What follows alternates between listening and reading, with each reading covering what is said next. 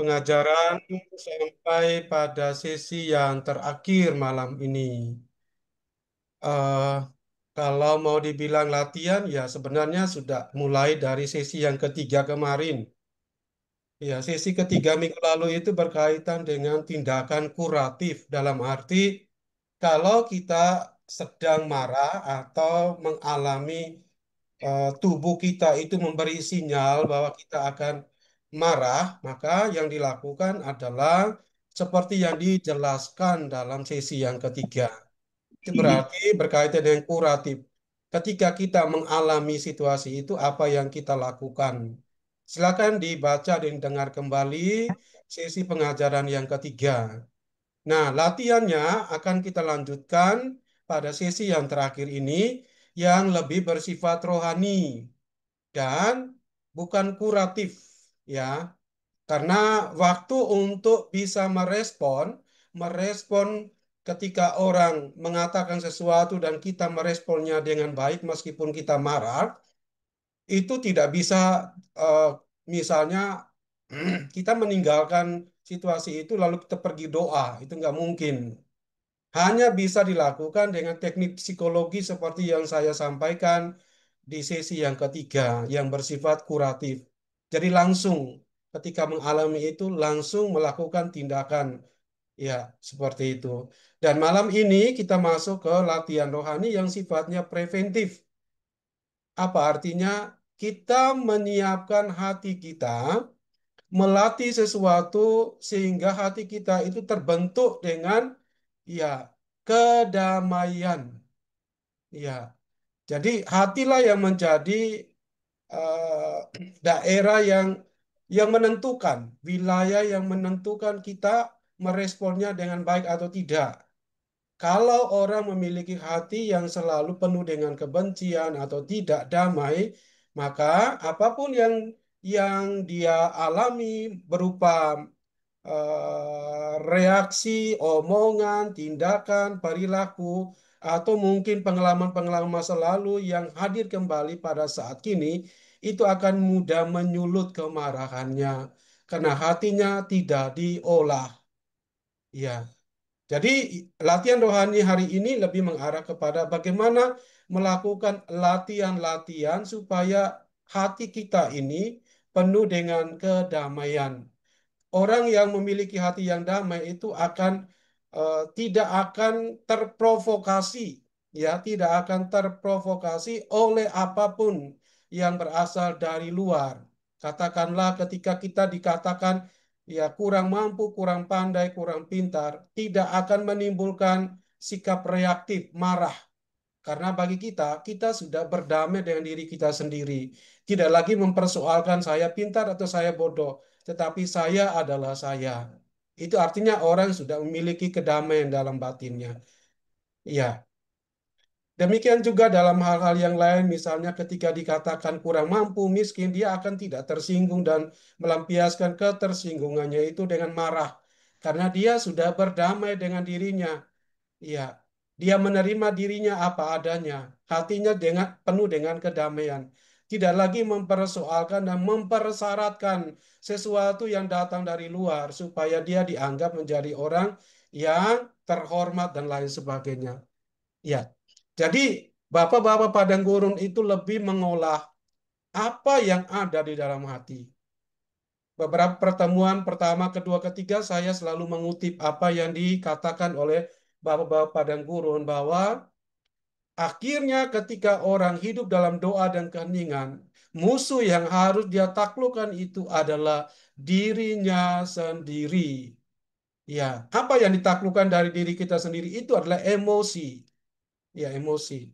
Maka kita melawan diri kita itu dalam aspek itu. Jadi melawan kemarahan dengan melatih supaya ladang ya kebun batin ini ya menjadi tanah kebun yang baik untuk menumbuhkan buah-buah roh yang lain yang baik.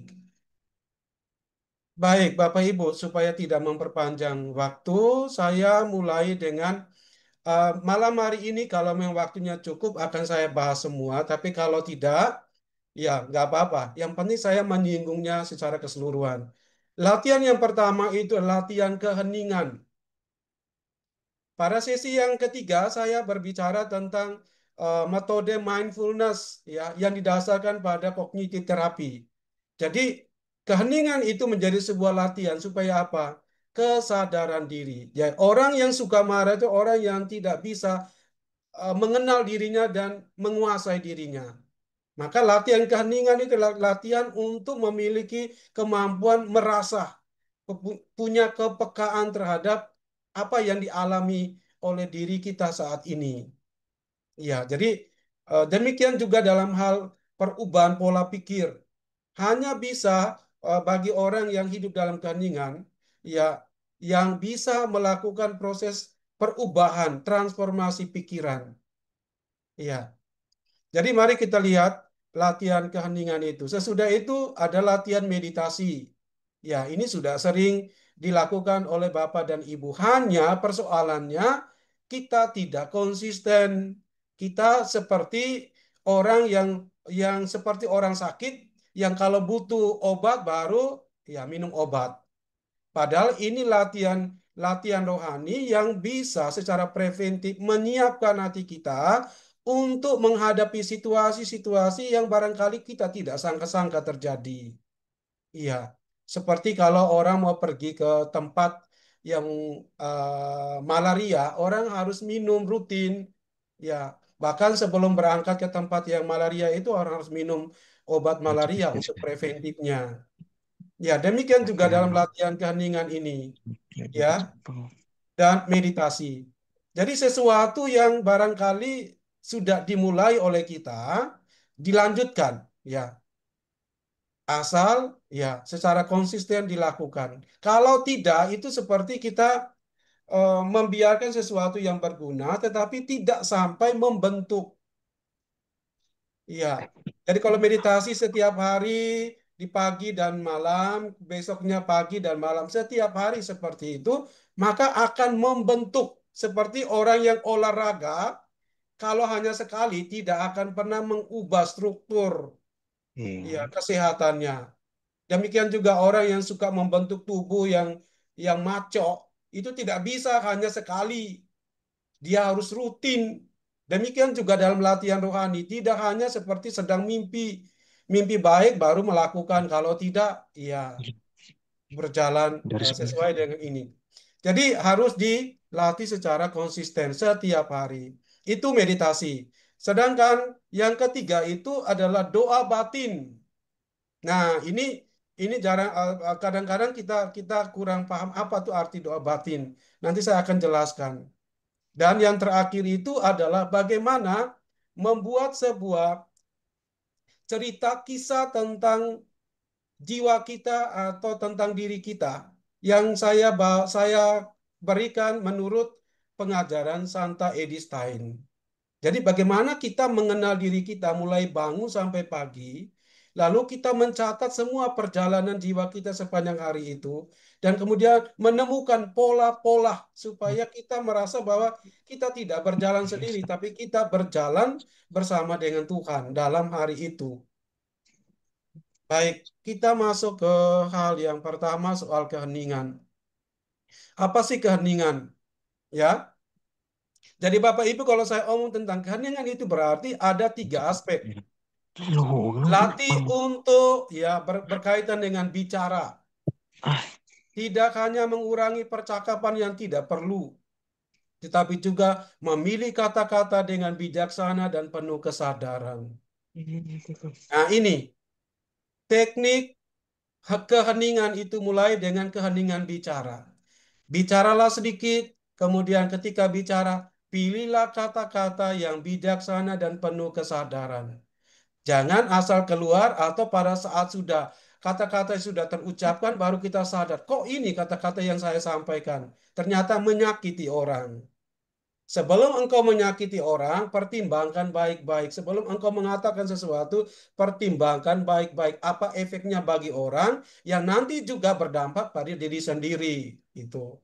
Jadi sebelum menjebak orang masuk ke dalam situasi marah, kita sendiri jangan menjebak diri kita. Nah, supaya tidak terjebak di dalam kondisi seperti itu, maka Bapak Padang Guru mengajarkan kita untuk bijaksana dalam bercakap dan menggunakan kata-kata. Maka ibu-ibu ini latihannya, karena biasanya sering bertengkar tuh ibu-ibu. Perang kata-kata, kenapa? Suka bicara, suka ngomong orang, dan seterusnya. Iya, ini praktek keheningan yang pertama. Praktek keheningan yang kedua adalah keheningan pikiran. Lebih menantang karena melibatkan disiplin mental untuk mengendalikan arus pemikiran yang konstan. Ya, jadi pikirannya seperti apa? Penuh dengan kekhawatiran tentang masa lalu, masa depan. Ya, kemudian pikiran yang menghentikan penilaian kritis seperti selalu melebih-lebihkan masalah. Ya, seakan-akan kita ini sudah sampai pada kejenuhan. Ya, tidak lagi bisa mengendalikan diri karena orang mempersoalkan, membesar-besarkan sebuah masalah. Nah, latihan ini adalah berkaitan dengan penenangan, kendalikan pikiranmu. Nanti kemudian akan mengerucut kepada teknik meditasi. Jadi kalau setiap hari kita melakukan meditasi dan doa batin, nanti sebentar saya tunjukkan. Ternyata doa batin dan meditasi itu sangat membuat kita sehat secara jasmani dan rohani. Nah, kita mengontrol pikiran kita. Jika pikiran kita itu mengembara ke sana kemari ke masa lalu, pikiran kita itu mengingat kembali masalah-masalah yang sudah terjadi dengan orang-orang tertentu, kontrol, fokus. Dan bagaimana memfokuskan pikiran? Kembali ke sesi ketiga kemarin, yaitu tahan nafas, tarik nafas, tahan, hembuskan nafas. Fokus, ya seperti itu. Jadi meditasi latihan untuk menyehatkan fisik dan psikis kita dan akan mengembangkan kedewasaan spiritual. Jadi sesuatu yang sederhana, hanya duduk diam setengah jam, fokuskan diri, fokuskan pikiran. Itu sudah akan membentuk kita menjadi orang yang bisa kenal diri siapakah saya, bagaimana harus mengatakan sesuatu. Pikiran itu tidak boleh berkeliaran ke sana kemari sehingga kita menjadi orang yang damai, tidak membebani diri kita dengan pikiran-pikiran itu. Oke, yang ketiga, keheningan kehendak. Hmm. Kehendak kita itu mau supaya apa yang kita mau itu dipenuhi semua. Ini Bapak dan Guru mengajarkan kita jangan menginginkan karena keinginan itu menjadi istilahnya apa?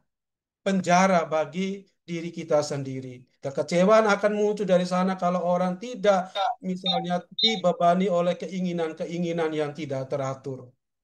Artinya apa ini? Kalau menginginkan sesuatu yang bagus tapi belum punya uang, ya sudah, nggak usah menginginkan. Kalau sudah ada satu HP, jangan menginginkan lagi satu HP yang lain lagi, menambah, menjual, menambah, dan seterusnya. Itu akan menyiksa diri kita. Hidup apa adanya, kesederhanaan. Inilah yang paling kuat diajarkan oleh bapak dan guru. Sederhana dalam bicara, sederhana dalam berpikir, sederhana dalam Pengalaman kehendak. pribadi ya, relasi kita dengan Tuhan kan pengalaman pribadi. Kalau Iya. masalah Tuhan itu dari hati kita, kalau nggak diberesin di hati. Iya, jadi sekali lagi tentang keheningan ini menyangkut aspek ya, sederhana dalam berkata-kata, sederhana dalam berpikir, sederhana dalam kehendak. Jangan ribet ya, jangan membebani diri kita dengan macam-macam yang membuat kita tidak damai. Ya. Nah, apa yang harus dilakukan? Praktiknya adalah begini, persiapan fisik. Ciptakan ruang khusus yang tenang dan bebas dari gangguan. Posisikan tubuh dalam postur yang nyaman namun tetap waspada. Gunakan pakaian yang tidak mengganggu. Pertimbangkan untuk menggunakan bantal meditasi atau kursi sederhana yang mendukung punggung tegak. Atur pencahayaan secukupnya, tidak terlalu terang, namun juga tidak membuat mengantuk. Matikan semua perangkat elektronik dan beritahu orang-orang di sekitar bahwa Anda membutuhkan waktu pribadi tanpa gangguan. Jadi duduk tenang dengan postur tubuh punggung tegak. Untuk apa? Menenangkan. Menenangkan itu adalah proses kita membebaskan dan membersihkan diri kita dari keheningan bicara, keheningan pikiran, dan keheningan kehendak. Ya, jadi menyederhanakan. Kita masuk ke dalam diri kita yang sesungguhnya apa adanya. Diri kita yang tidak tidak dihantui dengan pikiran-pikiran atau kehendak-kehendak yang membebani. Bebaskan itu semua. Seperti itu. Ya, kedua, persiapan mental. Sadari bahwa Anda dibimbing oleh Roh Kudus untuk duduk ke dalam padang gurun spiritual. Lepaskan ekspektasi dan buka hati untuk pengalaman yang akan datang. Bebaskan pikiran dan kekhawatiran tentang masa lalu dan masa depan. Fokuskan perhatian pada momen sekarang. Terima bahwa gangguan pikiran adalah normal. Jangan melawan pikiran yang muncul, tetapi amati dan biarkan berlalu. Latih membiarkan segala hal yang mengganggu pikiran dan beralih kembali pada keheningan dengan lembut. Artinya apa ini Bapak Ibu? Kalau kita sudah duduk, tarik napas, tahan napas, hembuskan napas. Berkali-kali hanya itu yang dilakukan. Jika ada gangguan pikiran dan sebagainya, biarkan itu. Dia akan datang dan dia akan pergi tanpa harus diundang dan disuruh pergi. Jadi tugas kita hanya fokus, tarik napas, tahan napas, hembuskan. Itu bisa 10 sampai 20 menit dalam satu sesi meditasi. Untuk apa? Untuk menyederhanakan diri, melepaskan semua pikiran-pikiran yang membebani kita, kehendak-kehendak yang liar. Jadi itu yang menurut Thomas Merton mengatakan kita kembali kepada diri kita yang otentik, yang sesungguhnya. Ya, jangan mendefinisikan pekerjaanku, aku adalah pekerjaanku. Jangan begitu, karena nanti kita akan mengatakan, ya, saya sangat ditentukan oleh prestasi kerja. Saya sangat kebahagiaan saya ditentukan oleh apa yang saya hasilkan dari pekerjaan. Itu yang sebut dengan melawan otensitas diri yang sesungguhnya. Kita menjadi tidak menjadi orang yang sederhana. Seperti itu. Jadi meditasi ini menjadi sesuatu yang luar biasa. Kita semakin akrab dengan diri kita yang sesungguhnya lepas dari apapun atributnya. Ya. Jadi kalau Anda bermeditasi, hidup dalam keheningan, ada pikiran, biarkan itu. Jangan merasa sebuah apa istilahnya masalah lalu Anda melepas kegiatan itu. Kemudian yang berikut persiapan spiritual. Ya, baca teks kitab suci dan sebagainya. Ya, ini semua berkaitan dengan meditasi dan doa batin ya. Jadi baca teks dulu supaya Anda bisa terinspirasi oleh bacaan. Sesudah itu apa? Ya, jadi latihan keheningan itu hanya itu. Jadi duduk, tarik napas, kemudian baca teks itu diandaikan kita sudah baca sebelumnya, lalu kemudian ada inspirasi-inspirasi kitab suci yang kemudian masuk di dalam pikiran kita. Sambil kita mengabaikan pikiran-pikiran yang tidak kita kehendaki. Ya, jadi kita menyederhanakan pikiran kita, tetapi mengisinya dengan kekuatan-kekuatan firman. Jadi bukan kosong. Kadang-kadang orang dilatih untuk hilangkan pikiran, tapi yang hilang itu mau diisi dengan apa? Ya, secara rohani sesuatu yang kita pikirkan, yang kita hilangkan itu kita isi kembali dan pengisiannya itu berkaitan dengan firman Tuhan. Kemudian dalam sesi keheningan ini adalah ketika kita sudah menjalani praktek keheningan 10 sampai 20 menit, ya. Apa yang kita lakukan terakhir? Catat pengalaman spiritual. Jadi sekali lagi dari sesi ketiga sampai dengan sesi keempat ini selalu dikatakan jangan lupa mencatat ya pengalaman itu untuk meningkatkan mindfulness, kesadaran, awareness. Jadi kalau ditanya, Romo bisa dipraktekkan di luar rumah? Bisa. Saat di kereta pun kita bisa melakukan itu. Mana mana? Daripada ya ya banyak waktu dibuang untuk kegiatan yang lain, duduk diam, tarik napas, hembus napas, lalu kemudian ngisi dengan firman Tuhan. Itu latihan. Dan sekali lagi, ini bukan tindakan kuratif. Ini tindakan latihan yang sifatnya preventif untuk menyiapkan, mengolah tata batin kita. Ya, itu yang tentang keheningan. Oke, sekarang meditasi. Ya,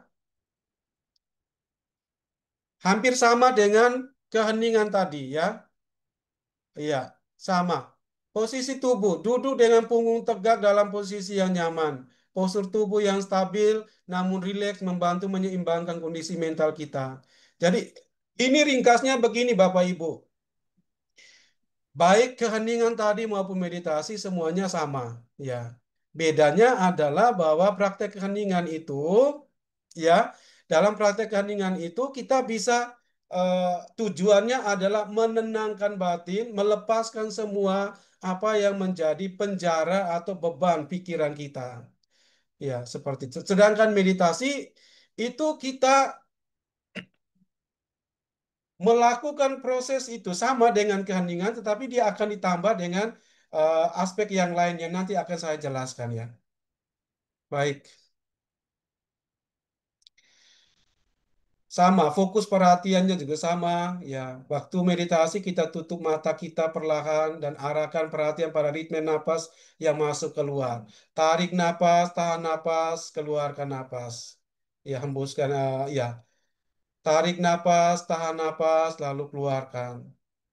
Itu dilakukan. Lalu kemudian yang ketiga, kalau ada pikiran-pikiran yang mengembara ke sana kemari, kembali fokus, ulangi kembali. Jangan pernah menilai gagal atau berhasilnya meditasi itu berdasarkan seberapa persen kita fokus. Ya, hanya diajarkan kalau kita misalnya pikiran itu diganggu oleh pikiran-pikiran yang membebani kita, kita kembali. Ya, tarik napas, tahan napas, lalu hembuskan napas. Ya. Nah, karena meditasi ini berhubungan dengan kemarahan, ya. Jadi inilah perbedaannya. Kalau keheningan tadi itu kita tidak masuk ke dalam kemarahan. Jadi kita hanya tarik napas, lalu ngisi dengan firman-firman. Nah, kalau sudah kita lanjutkan ke tahap meditasi, maka apa yang kita lakukan? Di dalam meditasi itu kita mengobservasi kemarahan. Jika kemarahan muncul selama meditasi, amati dengan penuh perhatian tanpa terbawa olehnya. Jadi ketika meditasi itu pasti pengalaman marah atau kemarahan yang masih kita pendam itu akan terungkap. Nah, inilah manfaatnya. Kalau kita tidak pernah hening dan meditasi, maka kita tidak akan pernah mengenal akar penyebab dari kemarahan. Ya, maka keheningan meditasi itu menjadi latihan rohani supaya apa? Kita menjadi lebih mengenal diri kita. Karena apa? Ketika kita meditasi di dalam keheningan, kemarahan itu akan muncul. Sesuatu yang dipendam di alam bawah sadar, dia akan muncul. Karena apa? Pikiran kita sudah tenangkan. Maka sesuatu yang kita tekan itu muncul. Ya, makanya ini yang menjadi manfaat bagi kita. Kadang-kadang kita ditanya, apakah kamu ada persoalan? Kita bilang, enggak ada persoalan. Nah, ini jawaban bagi orang yang sebenarnya belum jujur, belum otentik dalam hidup, dalam merasa dan menyadari dirinya. Ya. Perhatikan di mana kemarahan terasa dalam tubuh. Mungkin sebagai ketegangan di dada, panas di wajah, atau sensasi lainnya. Dengan mengamati tanpa menilai kemarahan secara bertahap akan kehilangan kekuatannya atas kesadaran Anda. Jadi dibawa ke kesadaran. Jadi dia muncul, jangan diusir. Karena justru ini yang kita cari. Ketika kita meditasi, lalu ya kemarahan itu muncul. Ya muncul dalam arti kita dibantu untuk merasa bahwa oh ini ternyata yang sekarang ini selama ini saya tekan di alam bawah sadar. Kalau dia muncul, maka itulah yang menjadi kesempatan bagi Anda untuk melakukan penenangan secara bertahap. Oke. Yang kelima, mulai dari periode singkat 5 sampai 10 menit. Kemudian tingkatkan secara bertahap hingga 20 sampai 30 menit. Konsisten lebih penting daripada durasi. Praktek harian 10 menit lebih bermanfaat daripada sesi 30 menit yang jarang dilakukan. Jadi meskipun sedikit waktunya, tapi kalau dilakukan terus-menerus setiap hari, maka akan membantu kita dalam mengolah kemarahan. Ada kemarahan yang saat ini terjadi, Kolong ada itu kata gitu. karena kemunculannya itu Itu mau tidak bikin kita tapi sadari. gimana ya? Aduh, ini gangguan, ini apa ini? Bisik.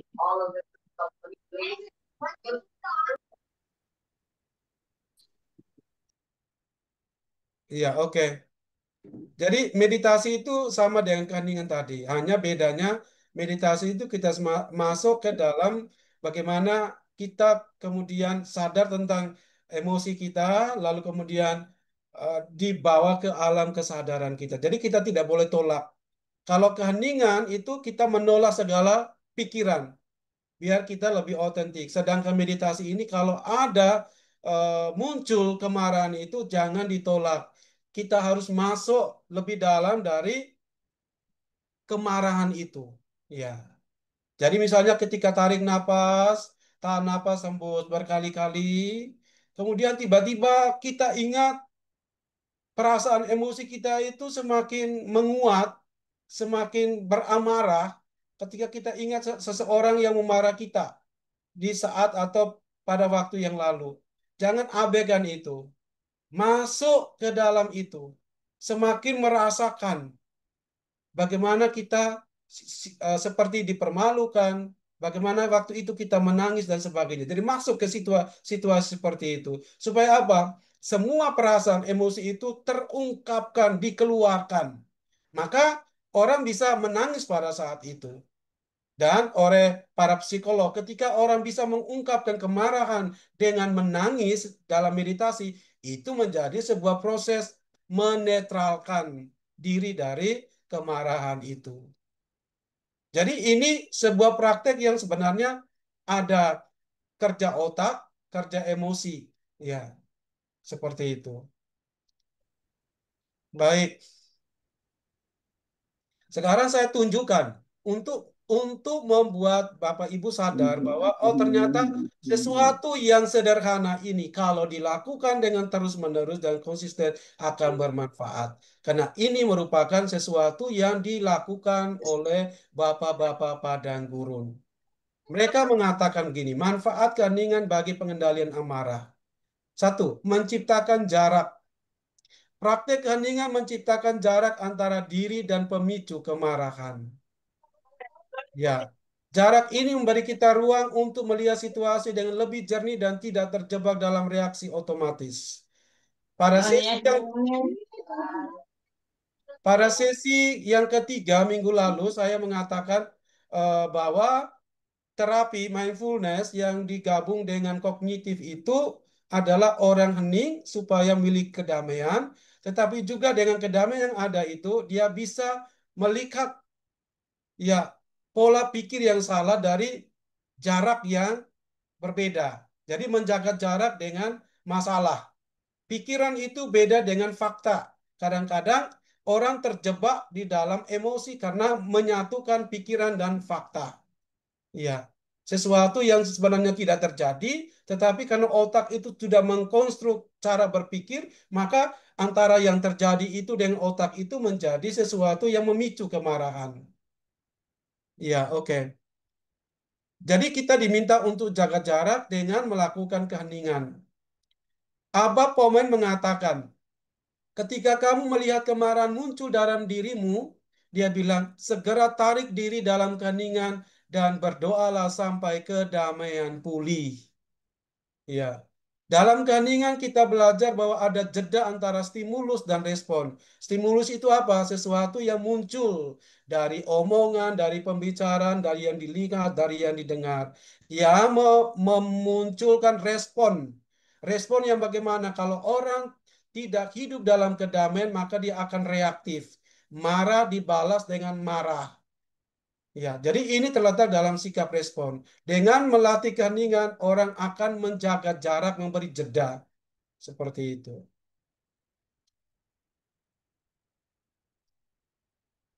Manfaat keheningan yang kedua adalah transformasi energi. Apa itu? Keheningan memberi ruang untuk mentransformasi energi kemarahan menjadi kesadaran yang lebih dalam. Jadi energi ini ya dikendalikan oleh kesadaran. Kalau kita hidup dalam keheningan, itu berarti upaya untuk mengendalikan kemarahan. Mengendalikan kemarahan itu sama dengan memimpin cara berpikir kita yang rasional itu. Tidak dikuasai oleh emosi. Otak kita yang mengendalikan. Energi yang mestinya tercurahkan lewat emosi, kita alihkan ke pikiran. Misalnya, biasanya kalau orang sudah bisa mengendalikan pikiran, akan mengatakan begini, oh tidak apa-apa. Ya, mungkin saya yang salah. Mungkin dia belum memahami apa yang saya maksudkan. Seperti itu. Itu transformasi energi. Ya mestinya kalau energi itu disalurkan lewat emosi, maka dia akan mengepalkan tangan. Tunggu kau. Tunggu. Itu energi yang masuk ke emosi. Tetapi kalau energi itu masuk ke otak, maka dia akan menetralkan, akan mempertimbangkan sebijaksana mungkin. Maka latihan keheningan, latihan pikiran, latihan kehendak, latihan bicara itu yang sederhana itulah yang memberi semacam latihan yang membentuk ini, mentransformasikan energi dari emosi ke pikiran.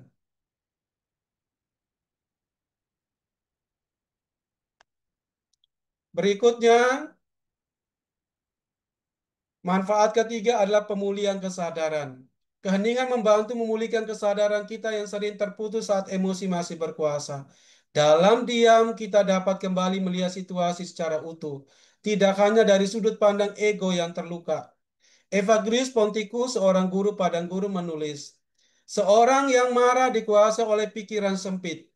Keheningan memperluas pikiran sehingga dapat melihat kebenaran yang lebih luas. Praktek keheningan secara teratur memperkuat otot mental untuk tetap sadar bahwa ketika badai emosi datang, sorry, tetap sadar bahkan ketika badai emosi datang menyerang. Jadi Evagrius ini mengatakan bahwa ya kalau orang dikuasai oleh amarah maka darahnya itu akan naik memuncak kepada otaknya. Otaknya tidak lagi berfungsi dengan baik untuk memikirkan dan mengontrol. Ya, karena itu praktek keheningan itu adalah menetralkan, memulihkan kesadaran. Darah semakin ya dikuasai. Jadi menjadi eh, peredaran darah tidak lagi menumpuk pada otak, tapi dialirkan ke seluruh tubuh secara seimbang. Itulah manfaat dari keheningan dan meditasi. Maka orang sering mengatakan meditasi itu adalah obat yang menyembuhkan orang secara psikologis, orang secara eh, kesehatan, karena darahnya itu akan diatur secara baik, ya, dan secara spiritual. Kemudian yang keempat, manfaat keheningan itu memutus siklus reaktif. Ya, keheningan membantu memutus siklus reaktif, reaksi otomatis yang sering muncul ketika kita marah. Dengan berhenti sejenak dalam keheningan, kita menciptakan peluang untuk respon baru yang lebih bijaksana. Abah Ishak mengajarkan begini, jika engkau jatuh ke dalam kemarahan, segera berlindunglah dalam benteng keheningan, dan di sana musuh tidak akan dapat menemukanmu.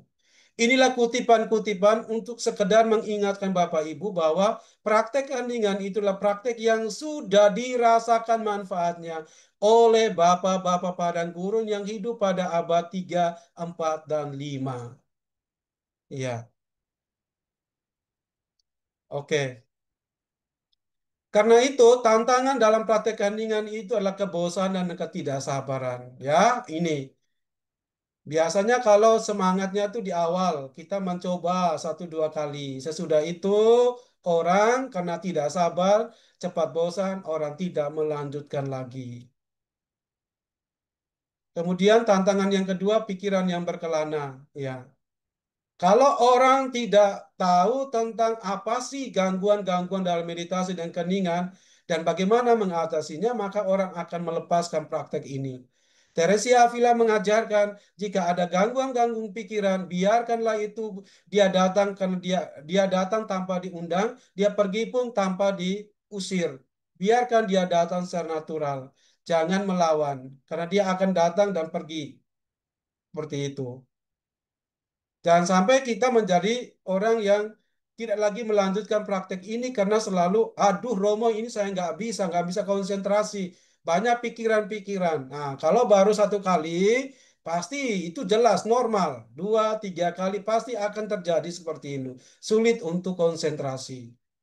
Tetapi kalau sudah dilatih terus-menerus, orang tetap berjuang meskipun jatuh, ya kalau bangun lagi dan lanjutkan maka akan terbentuk.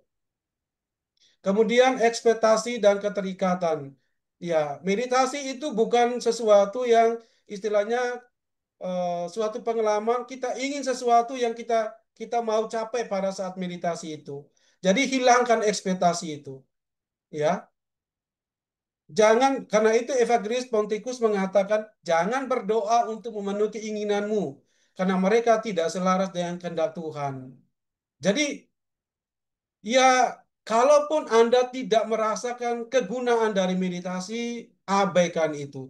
Anda tetap melakukan meditasi. Ini latihan seperti kita membentuk fisik kita. Hari pertama, hari kedua, bulan pertama, bulan kedua belum membentuk fisik. Tapi kalau orang terus melanjutkan, maka dia akan terbentuk fisiknya. Demikian juga dalam hidup rohani. Iya, saya lanjutkan yang berikutnya. Nah, ini doa batin. Baik, saya memfokuskan lagi, meringkas lagi supaya Bapak Ibu punya pegangan. Sederhananya begini Bapak Ibu. Romo, kalau kita misalnya mau melatih keheningan dan meditasi, caranya seperti apa? Ya, caranya adalah siapkan waktu. Setiap pagi misalnya kalau jam 6, maka setiap jam 6 setiap hari itu kita harus konsisten. Nah, bagi orang-orang yang sudah pensiun ini sangat mudah dilakukan. Tapi bagaimana dengan orang-orang yang masih bekerja sibuk? Ya, intinya adalah semasih ada waktu yang kosong, tetapkan waktu kosong itu sebagai sebuah ya waktu yang kita tetapkan untuk meditasi. Kalau misalnya, oh saya baru bisa meditasi itu jam 7 malam, maka setiap jam 7 malam itu waktu yang harus kita tetapkan untuk meditasi, apapun halangannya. Jangan mudah kompromi dengan acara-acara yang lain. Satu, ini sangat mungkin dilakukan oleh kita karena dilakukan tidak membutuhkan durasi yang panjang. Kalau 10 menit setiap hari dilakukan dengan setia, itu akan berdampak. Jangan membuat target yang terlalu lama. Ya, mulailah 10 menit, kemudian kalau merasa dibutuhkan lagi ditambah. Tapi jangan cepat-cepat untuk menambah, untuk menguji kesaktian kita. Tidak demikian tujuannya. Kalau 10 menit ya 10 menit. Dan apa yang dilakukan dalam keheningan meditasi itu? Tarik napas, tahan napas, hembuskan napas. Nanti dalam aktivitas itu kemarahan kita yang kita simpan dengan nyaman dalam ketidaksadaran kita atau alam bawah sadar itu akan memunculkan, akan muncul dalam ingatan kita. Dan itulah yang menjadi kesempatan kita untuk masuk. Jangan mengabaikan itu. Masuk, masuk untuk apa? Untuk menghadirkan pengalaman itu pada saat sekarang. Maka reaksinya bisa, kita bisa marah, bisa keluarkan rasa marah, bisa bisa menangis dan sebagainya. Jika reaksi itu terjadi, biarkan itu terjadi. Jangan menilai ini tidak baik, ini ini tidak benar. Jangan abaikan itu. Jadi semua pengalaman itu dialami saja. Mau reaksi seperti apa? Iya, Anda terima saja. Jangan langsung menilai ini tidak baik, ini yang baik dan seterusnya. Ya, jadi itu latihan keheningan dan meditasi. Sekarang kita masuk ke doa batin. Pertanyaannya, bagaimana melakukan doa batin? Doa batin itu bisa dilakukan di mana saja dan kapan saja. Waktunya itu tidak harus 5 menit. 1, 2 menit, 3 menit itu bisa dipakai. Asal dilakukan dengan ya disposisi batin. Batin yang seperti apa? Ya, nanti saya akan tunjukkan. Ini bukan doa lisan, ini bukan doa devosi, ini doa batin. Ya, baik. Untuk lebih paham tentang doa batin, saya jelaskan. Iya, apa itu doa batin? Doa batin adalah dialog pribadi dengan Tuhan. Doa batin adalah percakapan intim antara jiwa dengan Tuhan yang terjadi dalam keheningan hati. Berbeda dengan doa verbal, ya, doa verbal itu doa yang lisan itu, pakai kata-kata, pakai buku doa dan seterusnya. Dia berbeda. Doa batin lebih menekankan pada kehadiran dan mendengarkan daripada berbicara. Jadi orang tidak berbicara. Nah, ini sebenarnya lahir dari praktek keheningan dan meditasi doa ini. Jadi orang tidak berbicara, ya. Orang hanya mendengar, orang hanya merasakan. Ya, itu doa batin. Santa Teresia mengajarkan bahwa dalam doa batin kita diundang untuk melihat Dia, Tuhan, dan yang melihat kita dengan mata hati. Kita membangun hubungan yang akrab. Nah, prosesnya bagaimana? Jadi Bapak Ibu, saya mengatakan secara lain, apa itu doa batin? Saya ambil contoh saja. Kalau Bapak Ibu itu adalah orang yang sibuk selama sepanjang hari itu ada di kantor atau di tempat kerja, bagaimana bisa melakukan doa batin? Doa batin itu adalah saat di mana hati kita tergerak untuk hening sejenak, 1-2 menit, mungkin di pergantian acara ke acara yang lain. Iya. Atau mungkin saat kita pulang dari kantor selama perjalanan, kita bisa lakukan doa batin itu. Ya. Jadi intinya adalah bisa dilakukan kapan dan di mana saja dan tidak lama-lama juga. Nah, tahapnya adalah begini. Pertama, purifikasi. Apa itu purifikasi? Ya, kita hening, tarik napas, tahan napas, hembuskan napas. Ketika diri kita sudah semakin tenang, lalu kita berdoa, Tuhan, datanglah, utuslah Roh Kudus-Mu untuk membersihkan hati saya. Nah, itu purifikasi. Jadi kita berdoa supaya Tuhan dan dalam Roh Kudus-Nya membersihkan hati kita. Jadi kita fokus dulu, duduk tenang, tarik napas, tahan napas, hembuskan napas. Kalau kita sudah menjadi tenang, baru kita mengungkapkan doa purifikasi itu. Sucikanlah hatiku, bersihkanlah jiwaku, ya ya Roh Kudus terangilah, dan semuanya itu. Itu proses purifikasi. Nah, bersamaan dengan hati yang semakin tenang karena tarik napas tadi, tahan napas, hembus itu semakin tenang, lalu kita buka hati kita. Ya, kita datang kepada Tuhan. Buka hati kita itu artinya jangan bohong di hadapan Tuhan.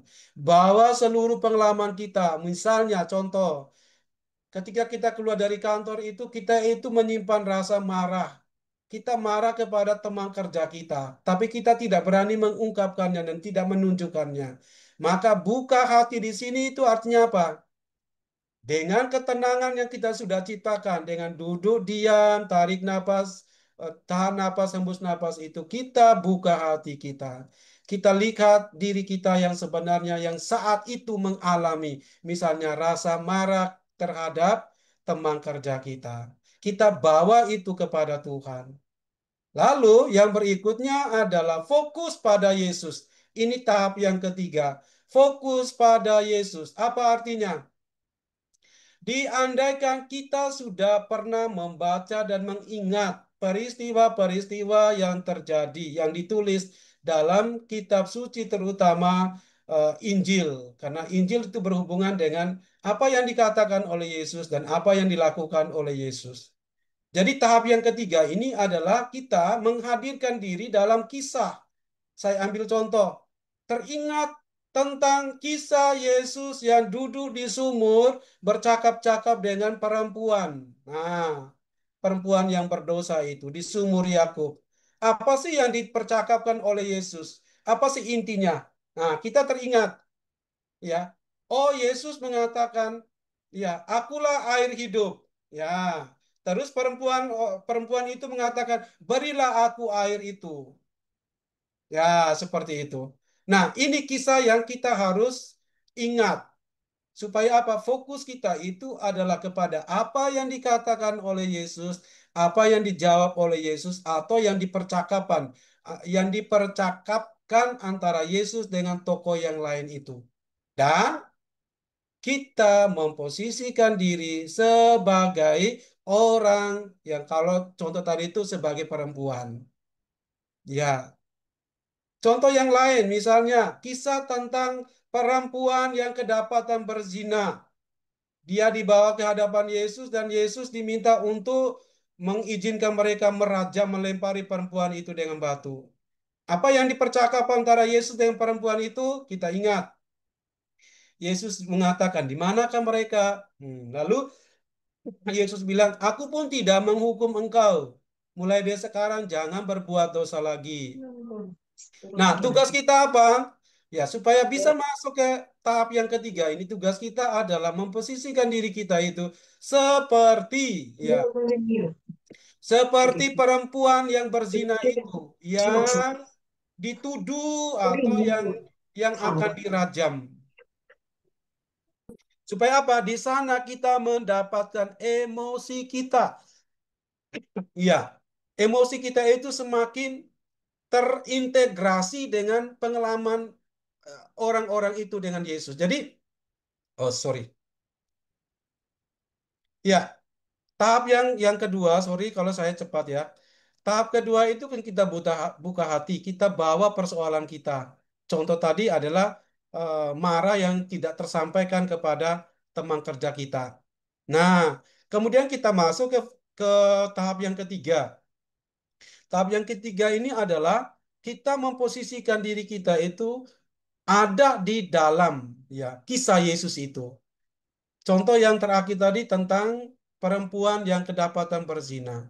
Sekarang kita posisikan diri sebagai perempuan yang kedapatan berzina. Nah, maksudnya apa ini? Supaya emosi kita itu semakin ya kita rasakan. Apakah kita menangis? Apa kita merasa sedih? Seperti diperlakukan seperti perempuan berzina itu dan sebagainya. Nah, kita pilih perikop yang mana itu sangat ditentukan oleh persoalan kita apa, pengalaman kita apa.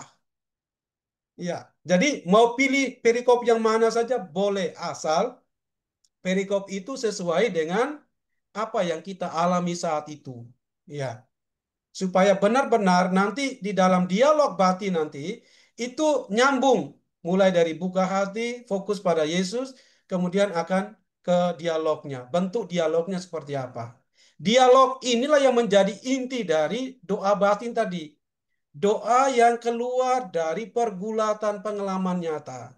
Doa yang lahir dari refleksi kita di mana kita memposisikan diri kita seperti orang yang dikisahkan, yang bercakap-cakap dengan Yesus. Nah, baik Bapak Ibu, kalau ini sudah berjalan baik, sorry, meditasinya, purifikasinya, doanya baik, maka akan bisa masuk ke buka hati tadi. Kalau ini tahap pertama tidak dilakukan dengan baik, maka buka hati ini juga tidak dilakukan dengan baik. Jadi tahap demi tahap ini mengandaikan bahwa dilakukan dengan saksama, dengan sungguh-sungguh, supaya ya kita mendapatkan hasilnya. Oke? Karena ini penjelasan pengajaran tentang kemarahan, pasti buka hati ini berkaitan dengan marah. Apa sih ya pengalaman hari itu yang membuat kita marah? Buka hati. Lalu Iya, susah dibangun nih.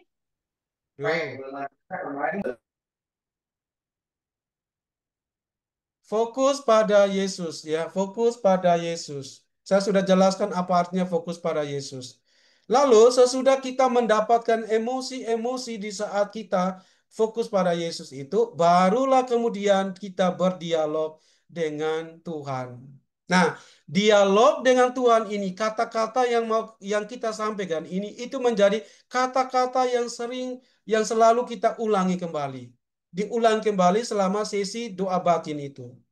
Saya ambil contoh, meskipun ini sederhana ya. Saya ambil contoh misalnya, kok saya hari ini merasa dipojokkan oleh teman. Saya nggak bisa marah karena saya merasa tidak berdaya di hadapan banyak orang, ya. Karena mereka semua sepakat untuk menyerang saya. Oke, jadi posisinya adalah kita merasa sendirian. Ya, kita bawa pengalaman itu ya dalam meditasi itu, dalam proses yang pertama dan tahap kedua ini. Nah, sesudah kita merasa sudah cukup, kita sudah membuka hati kita, kita masuk kepada fokus pada Yesus, kisah Yesus. Saya ingat kisah tentang Yesus yang diadili, ya, Yesus yang diadili. Atau saya ingat tentang eh, kisah seorang perempuan yang kedapatan berzina. Ya, saya adalah perempuan itu yang dipojokkan. Semua orang menyerang saya. Tetapi Yesus, tetapi Yesus mengatakan, "Aku pun tidak menghukum engkau. Mulai hari ini jangan berbuat dosa lagi." Oke, kalau sudah dapat moodnya ini, emosinya ini, maka selanjutnya adalah dialog batin. Apa sih yang mau dilakukan? Dialog batin itu adalah kita mengatakan dalam hati kita, Tuhan, Engkau baik. Tuhan, Kau luar biasa. Terima kasih Tuhan. Ya, kata-kata itu bukan kata-kata yang kita rencanakan sebelumnya, tidak. Kata-kata itu lahir dari proses yang kita sudah lewati. Ya, tiba-tiba kata itu muncul dalam ingatan kita, dalam kesadaran kita. Maka kata-kata itu harus dipakai, ya, harus dipakai sebagai doa batin. Jangan terlalu panjang, juga jangan terlalu pendek. Contohnya tadi, terima kasih Tuhan, Engkau baik, Engkau tidak menghukum aku. Terima kasih ya Tuhan, Engkau baik, Engkau tidak menghukum aku. Terima kasih ya Tuhan, Engkau baik, Engkau tidak menghukum aku. Itu diulangi lagi, diulang terus-menerus sepanjang sesi doa batin itu. Ya, jadi eh, inilah teknik yang boleh dipakai untuk mengolah rasa marah itu. Nah, kalau ini dilakukan misalnya 10 menit dalam perjalanan kapan dan di mana saja, maka tujuannya adalah keheningan dan penyerahan diri. Kita menjadi orang yang hening, hening dalam arti kita sudah menguasai diri kita, dan orang yang tidak lagi memperkarakan orang lain di dalam hati kita. Kita menjadi orang yang ya sudah lepas, karena kita sudah mengeluarkan emosi kita pada buka hati dan fokus pada Yesus tadi. Tahap 2 dan tahap 3. Ya, saya lewatkan saja. Ya, 5 menit lagi. Ini metode fenomenologis ya. Sebagai latihan yang keempat. Pertama, meditasi, keheningan, dan doa batin itu harus konsisten dilakukan. Tidak boleh dalam arti kalau mau membuat diri kita itu sehat, ya secara fisik, secara psikologis dan spiritual, silakan ditekuni meditasi itu. Sesuatu yang sederhana, tetapi diharapkan dilakukan dengan konsisten. Tidak perlu berlama-lama, 10 menit minimal. Dilakukan setiap hari. Nah, akan ya membawa kita kepada proses perjalanan. Pertama, pengalaman. Orang tidak akan pernah mengalami kehidupan rohani itu semakin diperkaya jika tidak pernah hidup mempraktekkan keheningan, ya, meditasi dan doa batin. Ya, hidupnya itu adalah hidup yang hanya ditentukan oleh rutinitas saja, tapi tidak mendalam. Karena apa? Dia tidak pernah mengalami. Ya, saya ambil contoh, mengapa Paulus itu, ya, yang dulu Saulus itu menjadi Paulus dan menjadi pribadi yang kuat, karena dia mengalami langsung tentang Yesus. Ketika dia pergi ke Damsik, iya, dia jatuh, kemudian terdengar, matanya buta tapi telinga hatinya mendengar. Yesus yang bertanya, Saulus, Saulus, mengapa engkau mengkhianati aku, menganiaya aku? Lalu Saulus mengatakan, siapakah engkau Tuhan? Lalu Yesus menjawab, akulah Yesus yang engkau aniaya. Ini pengalaman, ya. Jadi harus ada pengalaman. Pengalaman itu yang membuat kita semakin kuat di dalam hidup perjalanan itu. Kita semakin fokus dengan diri kita dan semakin berani untuk menata diri kita. Nah, apa sih pengalaman itu? Pengalaman itu hanya dialami ketika orang tekun dan konsisten melakukan praktek keheningan, meditasi, dan doa batin. Orang akan diberikan pengalaman-pengalaman rohani. Kalau tidak melakukan itu, maka dia tidak akan pernah mengalami, ya, tidak ada pengalaman. Nah, bagaimana tidak ada pengalaman? Untuk untuk sesuatu tujuan perjalanan. Orang tidak merasakan bahwa dirinya itu semakin hari semakin berkembang karena dia tidak punya pengalaman. Nah, supaya punya pengalaman, orang harus tekun, ya, hidup dalam keheningan, ya, meditasi dan doa batin. Nah, jadi ini menjadi syaratnya. Lalu yang berikutnya adalah tahap reduksi. Apa artinya reduksi? Reduksi itu artinya apa? Jangan menilai baik atau buruk. Kalau mau doa batin, lakukanlah. Jangan langsung menilai, kok sehari ini saya tidak berdoa dengan baik. Jangan menilai itu, ya. Atau kok hari ini saya meditasinya kok tidak fokus. Jangan menilai itu. Kok hari ini keheningan yang saya lakukan itu tidak baik. Saya tidak konsen. Jangan menilai itu. Tangguhkan itu. Ya, ini reduksi. Ya. Terus kemudian yang tahap berikutnya adalah intuisi esensial. Jadi ini, sorry, latihan yang keempat yang memang sangat berat untuk dilakukan, tetapi sebagai sebuah pengajaran saya sampaikan dulu. Ya. Jadi alami saja, lakukanlah praktek itu tanpa melakukan reduksi. Ya, reduksi itu artinya jangan menilai baik atau buruk. Ya, kok sehari ini saya tidak berhasil? Jangan. Ya, lakukanlah, lakukan saja. Nah, dengan melakukan saja itu, kita akan masuk ke dalam tahap yang ketiga sebutnya intuisi esensial. Kita akan menemukan pengalaman secara otentik yang sebenarnya tanpa ditutup-tutup. Ya, jadi semakin dalam semakin orang mengenal siapakah dirinya tanpa ada tutup-tutup. Jadi semakin tahu sesungguhnya dirinya itu siapa. Ya, intuisi esensial. Dan di sini itu berkaitan dengan apa sih yang mau kita sampaikan kepada Tuhan. Ya, Tuhan mau mengatakan apa kepada saya. Ya, jadi setiap orang pasti mengalami pengalaman tadi, pengalaman misalnya marah dan sebagainya. Di sini, ya sorry, kalau misalnya orang mengalami rasa marah, dia bawa dalam meditasi dan keheningan.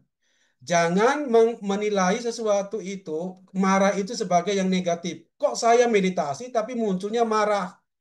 Jangan menilai itu, ya. Biarkan itu terjadi. Kenapa? Dengan membiarkan itu terjadi, kita akan semakin mampu menangkap apa sih penyebab dari kemarahan itu. Kita masuk kepada intuisi esensial, sesuatu yang yang hakiki, sesuatu yang esensial dalam pengalaman marah itu.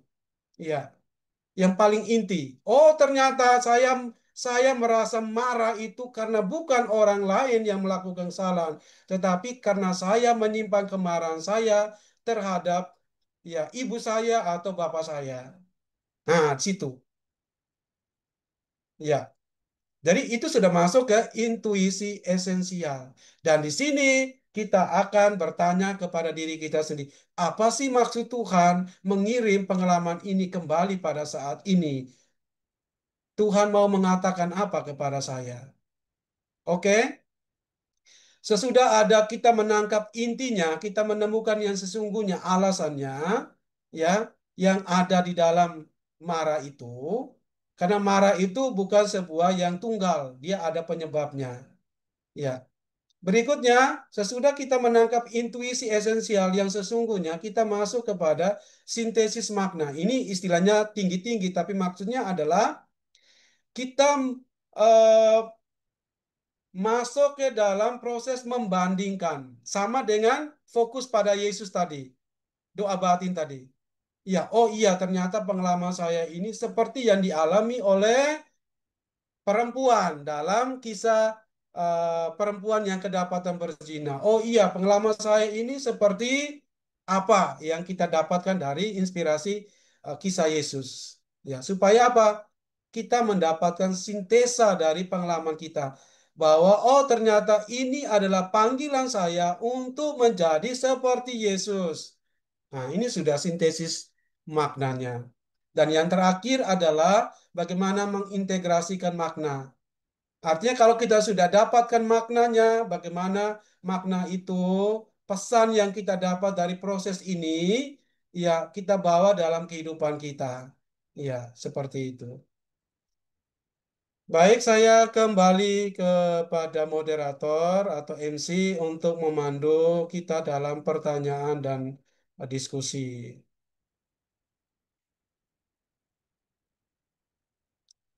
Silakan dilanjutkan. Baik, Romo, terima kasih banyak untuk renungannya yang sangat dalam, begitu luar biasa, Romo, sangat memberkati kita semua.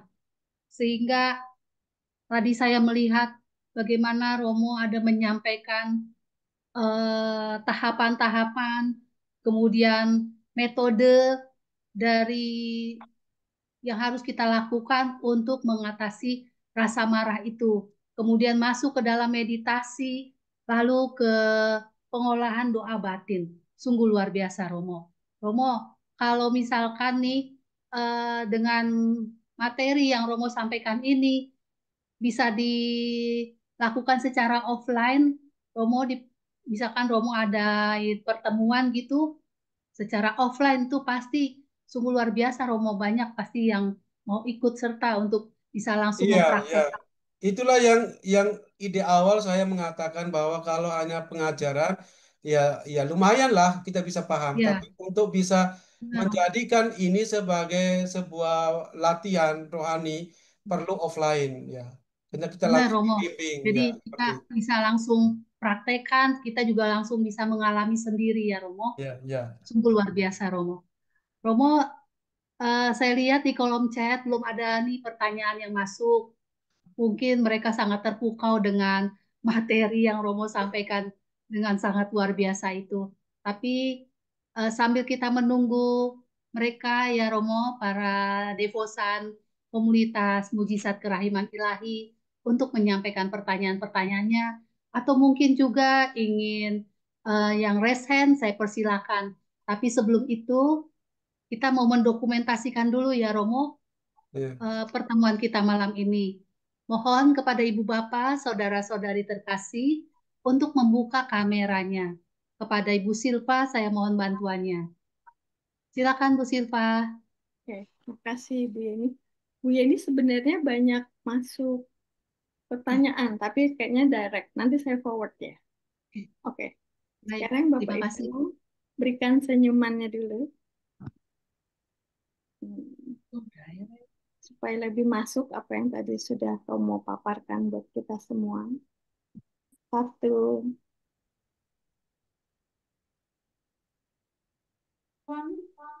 dua, tiga.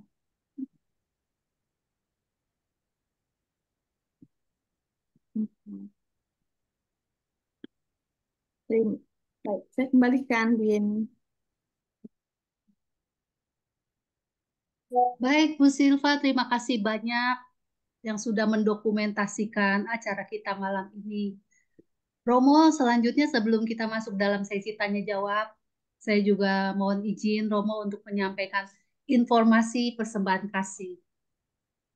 Suster, Ibu Bapak, Saudara-saudari terkasih, untuk kita dapat mengikuti acara ibadah kerahiman ilahi dan renungan melalui doa koronka dan pembelajaran firman Tuhan, serta untuk mendukung pelayanan komunitas.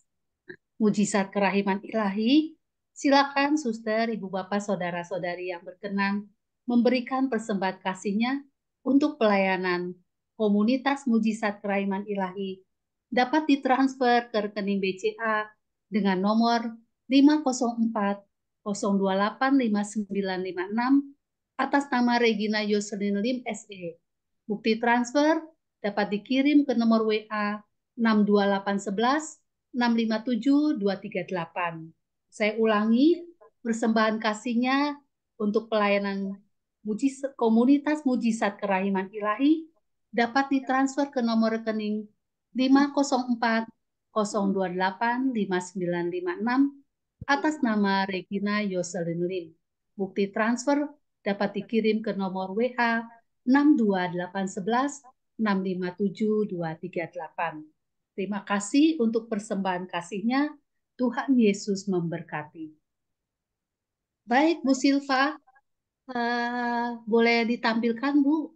pertanyaan-pertanyaannya atau saya minta tolong Bu Silva untuk membacakan pertanyaan yang direct ke Bu Silva. Silakan. Oke, baik. Ini selamat malam Romo dari Martinus Nusri.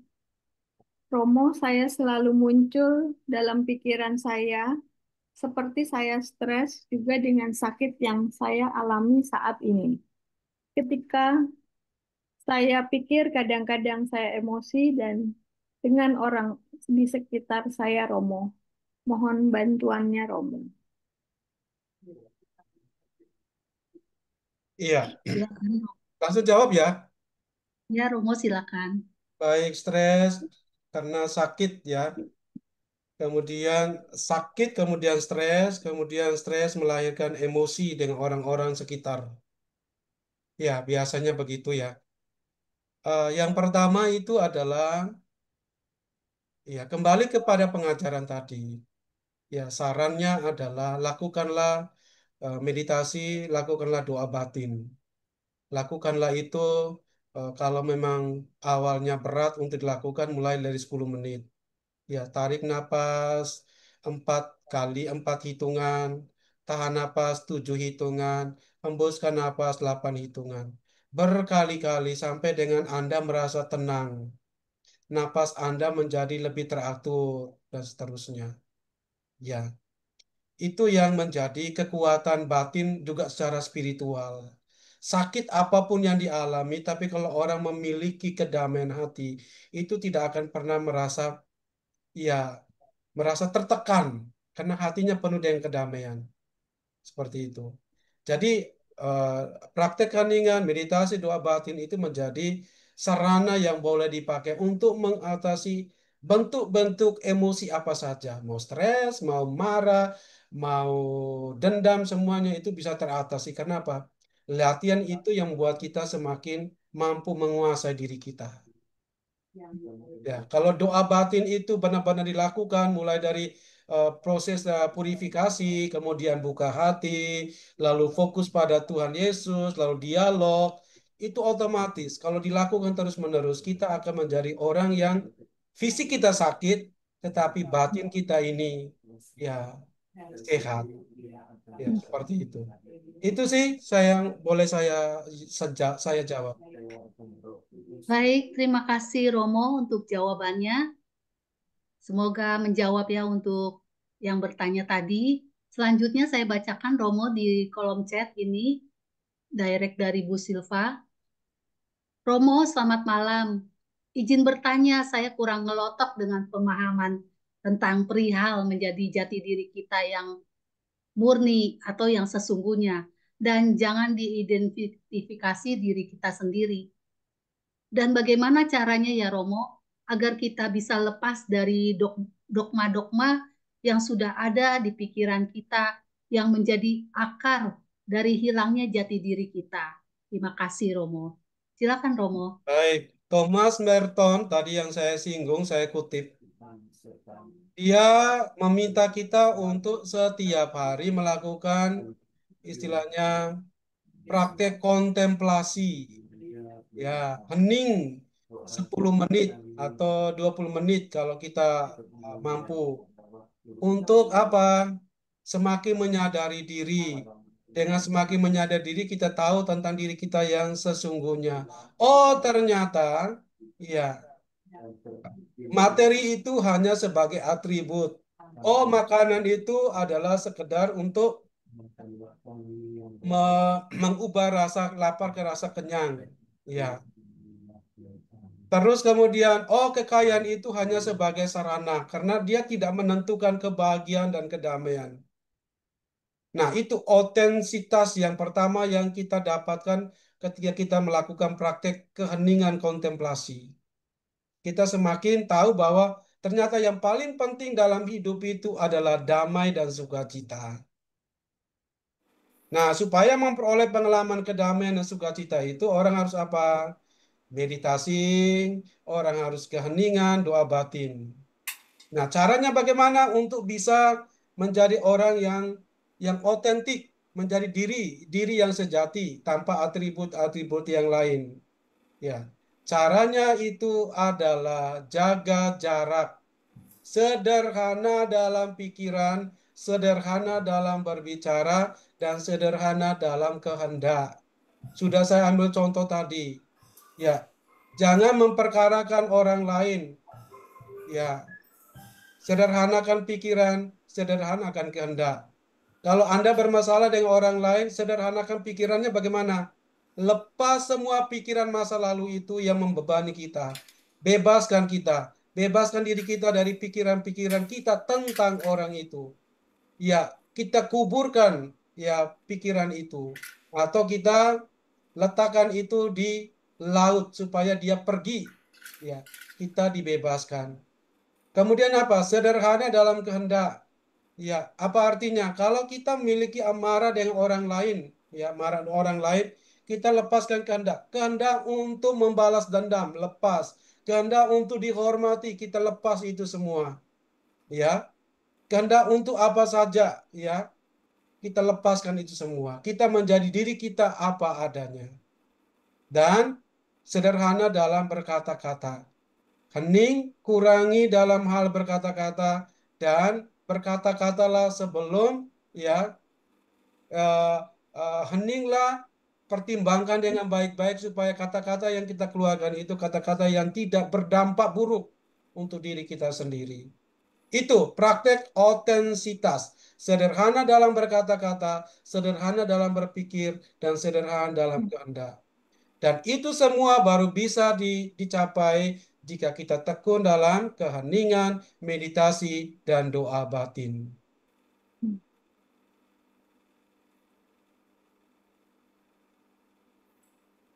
Ya, saya kembalikan, Bu. Baik, Romo, terima kasih banyak untuk jawabannya, Romo.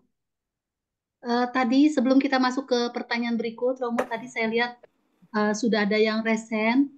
Bu Wiwin dari MKK, silakan Bu Wiwin untuk menyampaikan pertanyaannya kepada Romo Karol.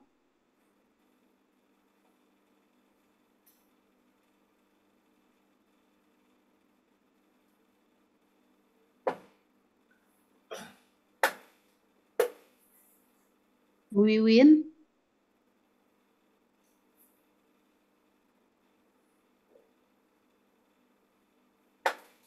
masih join Bu Silva, Bu Wiwin dari MKK? Tadi ada resen. Maaf.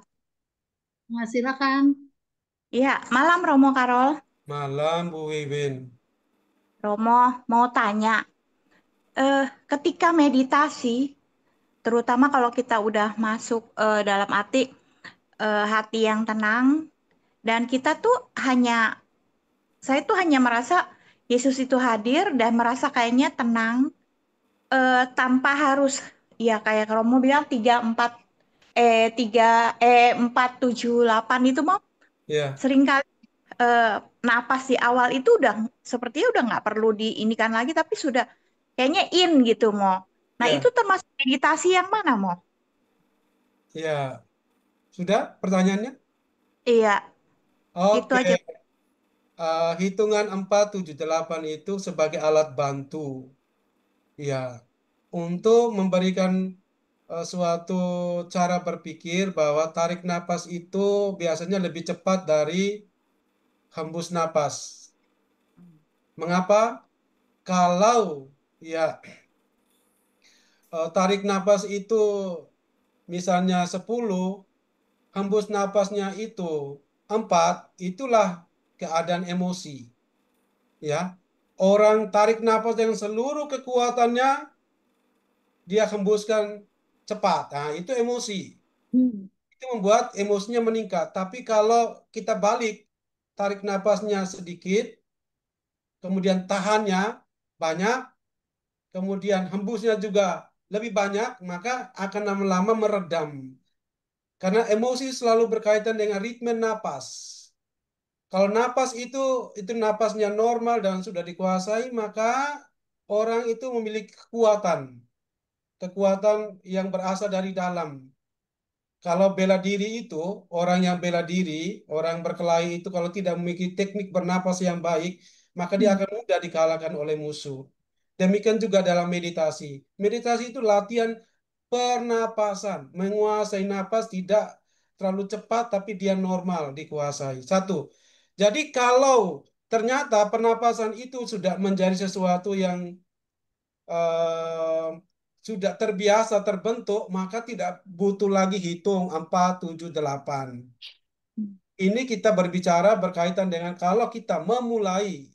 Tapi kalau orang sudah sering duduk diam, tenang, lalu kemudian merasa damai, ya sebenarnya sudah meningkat, sudah tidak lagi berkaitan dengan bagaimana memulainya. Karena orang sudah terbiasa.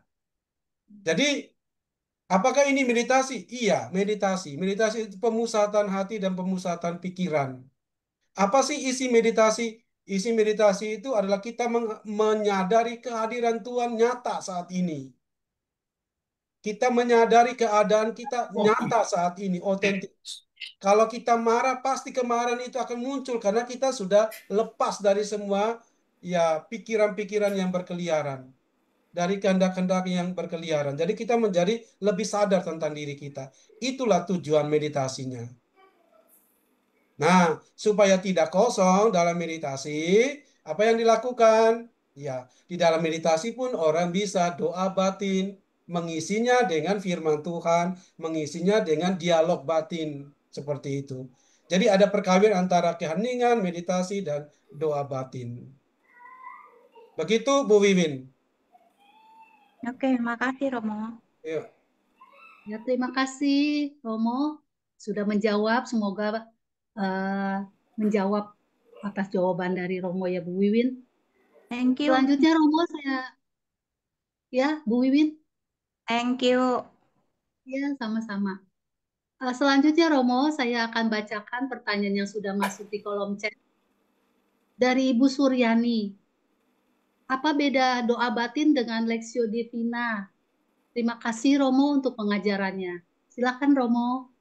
Lexio Divina itu adalah ya kita membaca dan memahami firman Tuhan yang kita jadikan sebagai bacaan. Dalam Lexio Divina itu ada 4 tahap. Pertama Lexio kita membaca dalam secara lisan maupun secara batin berkali-kali. Yang berikutnya kita meditasio merenungkan. Ya, kita membedah mengunyah-ngunyah sabda Tuhan itu, merenungkan. Yang ketiga itu adalah apa? Oratio, kita berdoa. Ya, terus kemudian yang kelima, yang keempat itu adalah kontemplasio. Bedanya dengan doa batin itu adalah doa batin itu yang kita renungkan itu awalnya adalah pengalaman kita sendiri. Kita mengalami sesuatu, baru kita masuk ke dalam fokus kepada Tuhan. Jadi pengalaman kita itu yang menjadi titik awal. Sedangkan Lexio Divina itu yang kita renungkan fokus kita itu adalah firman Tuhan. Beda. Yang kita meditasikan itu adalah firman Tuhan. Kalau dalam doa batin itu yang kita renungkan, yang kita sadari itu apa? Yang kita renung, kita sadari adalah pengalaman kita. Itu sih perbedaannya. Ya, begitu saya kembalikan. Baik, baik Romo. Jadi beda ya antara doa batin dengan Lexio Divina. Romo sudah jelaskan tadi. Kalau doa batin itu yang kita renungkan adalah pengalaman kita sendiri. Sedangkan Lexio Divina yang kita meditasikan adalah firman Tuhan. Baik, semoga menjawab ya Ibu Suryani atas jawaban Romo. Selanjutnya Romo masih ada satu pertanyaan lagi ya Romo. Nggak apa-apa saya selesaikan dulu ya Romo. Boleh, boleh. Romo, bagaimana praktek meditasi untuk anak-anak? Apakah ada waktu atau teknik lebih sederhana yang bisa dilakukan? Sepertinya praktek ini bagus untuk anak-anak agar mengurangi intervensi gadget dan membantu reduce emosi sekaligus memfokuskan kepada Yesus. Silakan Romo. Ya, baik. Ini kebetulan saya sedang mempersiapkan sebuah materi untuk saya sampaikan dalam rapat kerja di SMA Sang Timur, Tomang. Dan juga untuk rapat kerja SD Sang Timur. Yang saya siapkan itu adalah praktek mindfulness di sekolah. Karena anak-anak kita itu datang dari rumah dengan banyak persoalan. Anak-anak itu datang dari rumah ke sekolah tapi tidak fokus. Ya, karena gangguan-gangguan notifikasi gadget dan seterusnya. Sehingga ketika di sekolah, mereka hadir di kelas tapi fokusnya ke tempat lain. Nah, kebetulan Sang Timur itu memiliki moto sesuai dengan pendirinya mereka itu Manete in me, tinggallah dalam aku. Nah, untuk saya hubungkan dengan praktik mindfulness. Apa itu praktik mindfulness? Praktik mindfulness itu adalah kesadaran, latihan kesadaran. Yang latihannya itu berbentuk meditasi, kontemplasi, keheningan dan sebagainya. Ini sangat cocok untuk anak. Jadi tidak butuh waktu yang lama-lama. 10 menit setiap pagi sebelum masuk pelajaran, mereka dilatih untuk mengheningkan diri. Duduk punggung tegak, tarik napas, mengheningkan diri, memfokuskan. Bisa dilakukan di sekolah, tapi juga bisa dilakukan di rumah ketimbang, sorry, dilakukan rumah saat misalnya kita lagi kumpul bersama, bapak, mama, orang tua, anak-anak mau makan. Biasanya kalau makan pasti agak banyak. Ya, jadi gunakan sebelum makan itu 5 menit, 10 menit, duduk diam bersama-sama dengan anak-anak, lalu kemudian memandu. Mari kita hening, fokus, tarik napas, tahan napas, hembuskan. Dilatih terus-menerus. Ya, ada ibu atau bapak yang memandu anak-anak. Dilatih. Ya, tekniknya harus dikuasai dulu bagaimana bermeditasi dengan baik. Sangat bisa dan sangat mungkin dan sangat bermanfaat untuk anak-anak zaman ini. Ya, silakan dipelajari dulu apa yang saya sampaikan tadi. Silakan dilatih dulu sampai Anda menguasai, baru Anda praktekkan bersama dengan suami, bersama istri, bersama anak-anak di rumah. Demikian. Baik, luar biasa Romo, jawaban Romo. Semoga menjawab ya Bu Silva. Katanya Romo itu akan membawakan materi ini nanti di sekolah MBK. Semoga bisa membantu anak-anak ya yang mengalami mungkin karena banyak beban berat atau masalah ya sehingga emosi.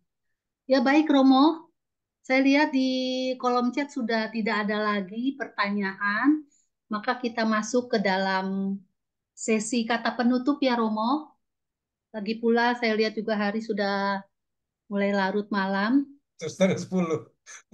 Iya, saya mohon kepada Bu Maria Jau untuk menyampaikan informasi serta ucapan terima kasih sebagai kata penutup yang harusnya Pak Gunawan sebagai koordinator untuk menyampaikan hal ini karena Pak Gunawan saat ini masih dalam pemulihan kesehatannya. Silakan Bu Maria Jau.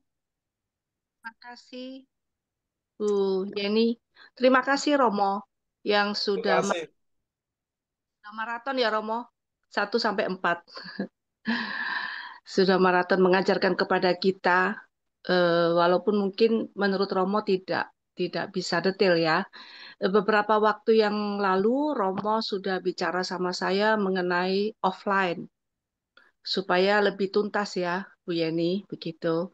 Jadi eh, nanti kita akan bicara lagi ya Bu Yeni ya. Kira-kira Ya, bagaimana dengan teman-teman eh, kapan waktu senggangnya saya akan berkoordinasi dengan Romo Sola juga begitu. Baik baik. karena lewat online ya sepertinya lebih bagus kalau bisa offline. Iya. Terima kasih Bu, Bapak Ibu yang bertugas pada malam hari ini, Ibu terutama Ibu Yeni Wijaya ya yang sudah membawakan acara ini dengan baik. Ibu Teresia Erna yang sudah menyanyikan lagu untuk kita semua dan petugas doa Koronka, Ibu Tiwi Rukma, Ibu Ratna Yeni, Ibu Kurniawan, Ibu Ira Aswar, Ibu Novila, Ibu dan Ibu Silva yang sudah mendokumentasi acara pada malam hari ini. Terima kasih. Ini Romo ada note ya, tetap tekun bermeditasi karena meditasi itu adalah sarana refleksi kita yang sungguh dapat apa ya, meredam kemarahan kita juga gitu. Baik, selanjutnya pengumuman untuk minggu depan kita seperti biasa akan ibadah Koronka yang akan dibawakan oleh Romo Yu ya. Jadi melanjutkan kemarin yang terputus gitu sebelumnya karena gangguan dari internet begitu. Baik, sebelum kita penutup dan doa berkat dari Romo Karol, kami persilakan untuk Bu Erna untuk menyanyikan lagu penutup. Terima kasih. Baik, terima kasih. Misericordias Domini in aeternum cantabo, kerahiman ilahi akan ku nyanyikan selalu. Kerahiman-Mu Tuhan ingin ku nyanyikan. Kerahiman-Mu Tuhan yang sungguh mengagumkan. Engkau tak pernah menolak pendosa yang berat. Dengan kasih yang tulus, Kau rangkul yang sesat.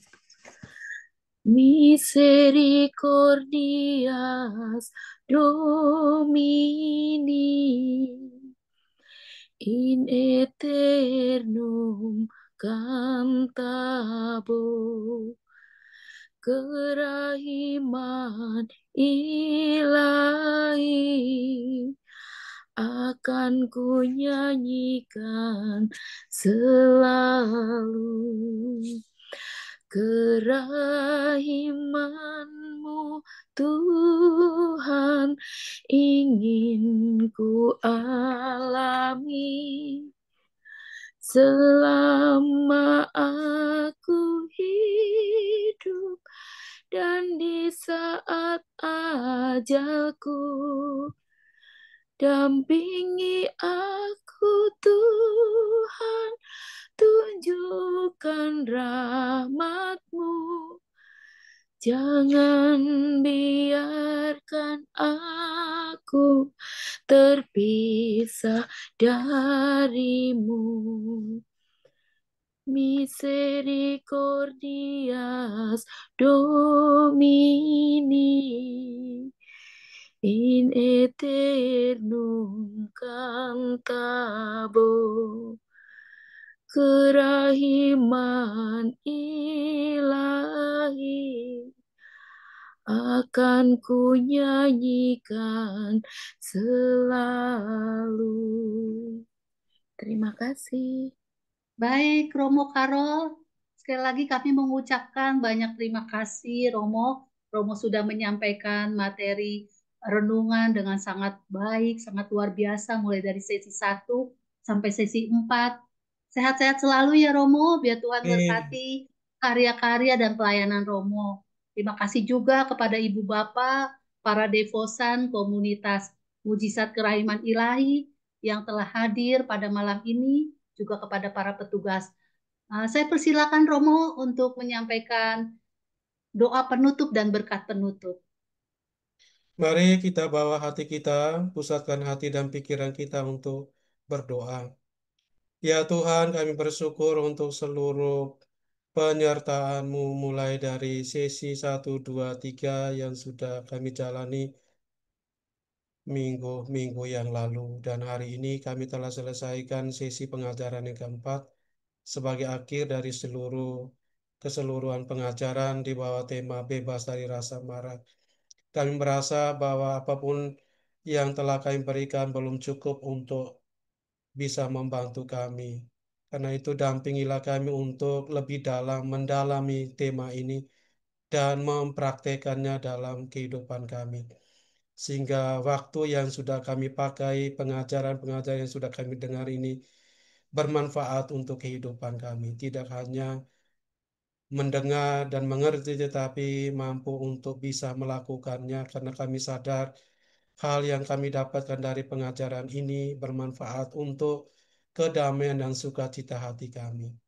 Ya Tuhan, mampukanlah kami untuk setia melakukan secara konsisten latihan-latihan rohani yang kami sudah tahu manfaatnya, yang sudah dimulai dan sudah dicontohkan manfaatnya yang berguna bagi kehidupan rohani oleh bapak-bapak dan gurun. Kami telah mendapatkan banyak ilmu tentang bagaimana berdoa-doa batin. Semoga kami bisa memahaminya dan bisa mempraktekannya dalam hidup kami sehari-hari. Tuhan bersamamu dan dan bersama bersama. roh.